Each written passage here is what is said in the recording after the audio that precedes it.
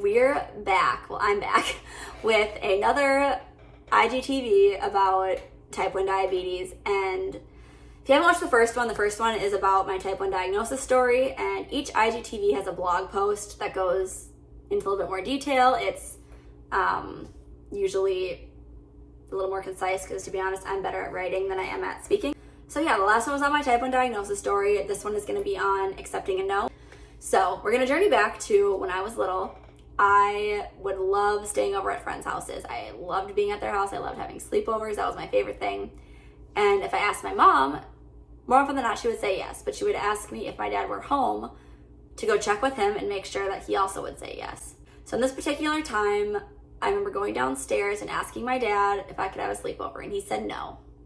And I remember I kind of went down there knowing I was going to have to, or push or persuade, I don't know what the right word is, a little bit harder. So we're asking him and saying why, and he would say, because I said so. And that was so hard for me to accept. I could accept answers, but I needed to know a reason why. And that's not always what you get, especially in life. It's not what you get. So I would remember pushing my dad, and he would just say, because I said so, and I would start crying and pout and stomp up to my room, slam the door, and just be a little brat about it. Thinking my dad hated me, he didn't want me to have any fun, and just being really upset. And this went on for a while, probably a few months, where I would just go down and ask him if I could have sleepovers.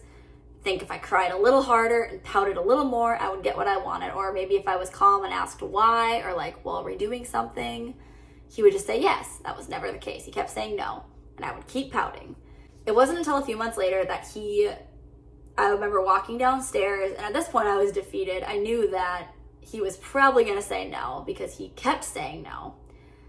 So I was defeated, and I would walk down, and I remember walking down probably like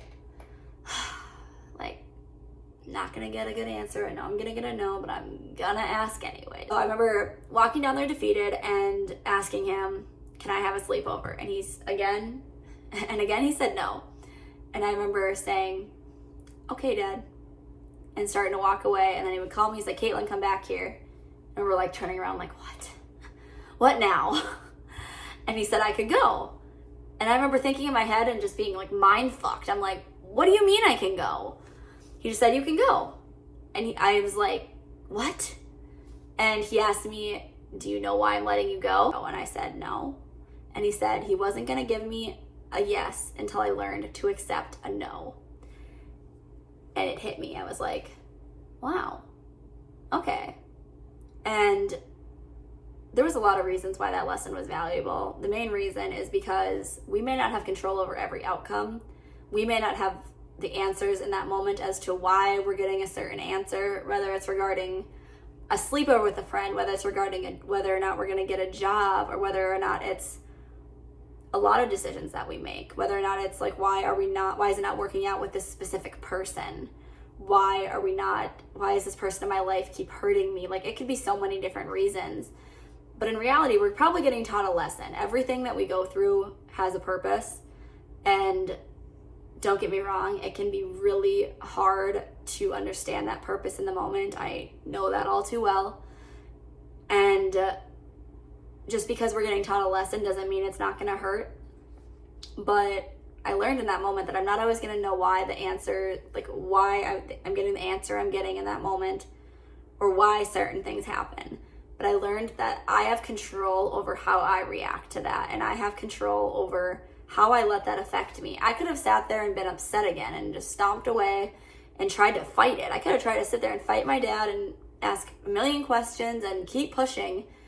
But it wasn't until then, and honestly even probably years later, that I look back at that story and think, wow, the only thing that was standing in the way between me and what I wanted was me. Because I just kept fighting. If I would have just surrendered and been like, okay, earlier, I wouldn't have had to suffer through all that no. And that can be the case in life. And I'm not trying to get all like preachy and whatever, but that happens in life a lot. We think we know what we want. We think we know what's best for us, and we fight it. We try to go after what we want. And while there's a difference between working hard and getting a goal and fighting a circumstance that we're not going to be able to fight against. So in my case, I fought my diabetes for a long time. I had a hard time accepting. I had a hard time understanding that diabetes was stronger than me, and that in the fight between Katlynn versus diabetes, diabetes was gonna win. I didn't stand a chance. And in my avoidance of diabetes for the longest time and trying to fight it and try and do things my way, in the long run, it ended up causing me more suffering because I wasn't gonna win. I just eventually felt defeated. It wasn't until I felt absolutely defeated and I felt like diabetes had taken so much from me that I finally was like, I surrender. I accept. Okay, what do I need to do? I can't let it become worse than it already has. I need to take things back into my own hands. I need to start taking accountability and responsibility for what I'm going through and for my diabetes, because if there's one thing I was constantly told, it was if you don't control your diabetes is going to control you. And they were absolutely right. Once I finally took control over my diabetes, things just shifted. And I'm not going to sit here and say that I had the best support back then, because when it came down to my mom, she would make me, I remember feeling a bunch of shame around my numbers and feeling shame around the fact that I would see high numbers and just constantly feel like I had to stuff it and hide it from her because I didn't want to get punished, or I didn't want to get lectured as to, well, you must have done something wrong. It doesn't just, your blood sugar doesn't just go up. Because for a long time, that's what we were taught. We were taught that if we take the right amount of insulin, our blood sugar is going to be in range. And that's just not the case. I wish it were, but it's not. There's a lot more factors that go into it. And if I would have known that sooner, I potentially would have been more open to getting the help that I needed, or at least going about things in a different way, or maybe finding different doctors. I just don't know. Because what I've learned is that looking back and after being a part of a diabetic health coach or a diabetic, coaching program, I learned that there are a lot of people that felt the same way that I did, and I just didn't have the opportunity at that point to know who those people were. There's a lot of diabetics out there that felt shame about their numbers at one point, or they felt insecure about their diabetes, or they felt like they had to sneak and lie about their numbers because they didn't want their parents to get upset at them, or they just wanted to eat the donut that they didn't want to feel guilty about. Going back to accepting diabetes, it's not easy. Back then, we didn't have the same resources we have now. Luckily, with social media, there's diabetic communities. There's a lot more tools. There's a lot more resources. There's a lot of diabetic coaches. There's a lot of people who share about their diabetes. There's a lot more education, and accepting diabetes and accepting no were very similar in why those lessons were important. Because I remember praying for a cure to diabetes, but what I had to learn was that no is an answer too. That's not an easy pill to swallow. But the acceptance process of anything difficult, whether it's diabetes or whether it's accepting or grieving the loss of a relationship, maybe we're grieving the loss of a friend or a relationship, or maybe we're grieving the loss of a career. There's so many things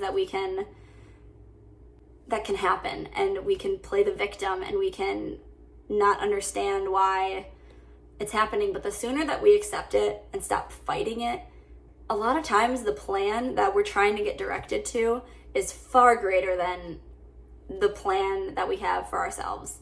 And it's not until we finally sit down and redirect, refocus, that we can see that answer, and until we relinquish our control and we understand that what the outcome is not in our hands, it's in God's hands. And whether you believe in God or whether you believe in whether you're just spiritual, maybe it's the universe, maybe it could be a bunch of things. It doesn't matter. I'm not here to tell you what your spirituality should be, but everything has a purpose. Everything also has a purpose if you give it a purpose. So because all of these things have happened, it's guided me and led me to where I am now. And even though where I am now it's terrifying and it's scary, once I relinquished control and let myself just be guided, I now know way more about my diabetes than I would have ever known. And I now know that there was a reason. I was taught all these things for a reason. Diabetes had a purpose.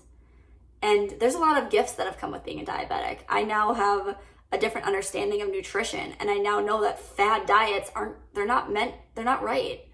And as a diabetic, you also have to be more careful about these diets that you go on, because your holistic health is important. It's not just your nutrition, like your stress levels affect your diabetes and hormones affect your diabetes. There's just so many things. And I'm thankful for diabetes and the fact that now I have a different understanding of nutrition. I have a different understanding of what's happening in my body. I'm way more in tune with my body because of my diabetes. I have met so many amazing people because of my diabetes, and I now have a career that I want to pursue because of my diabetes. So if you're going through something that you may feel like you're not getting the answer you want, maybe you're feeling stuck, just know that you're being taught a lesson, and you're not going to know the reason behind some of these things until after the fact, or until you continue to surrender and repurpose, realign, refocus your energy. So, to recap, the sooner you accept your diabetes, the sooner it will stop controlling you. And the sooner you put the work in and the more work you put into it, the more energy and space in your mind you'll have down the road, because you'll know how to make those tweaks. You'll know all those things, and you'll just have a better trust in yourself. This is the end. Yeah, this was accepting no and accepting diabetes. If you know a type 1 diabetic, send them this video and ask them if they had a similar experience to accepting diabetes, or what their biggest thing to overcome was, because it's different for everyone. But I love meeting different type 1 diabetics. I love meeting people who have gone through the similar things I did, because I didn't have that growing up. And I wish I would have known some of these things from a younger age, and I wish I would have been less stubborn, because I would have eased a lot of heartache, and I would have eased a lot of struggle for myself moving forward. So hope you guys have a great week. If there's another topic related to type 1 diabetes you want me to talk about, let me know. So yeah, I love you all. Thank you.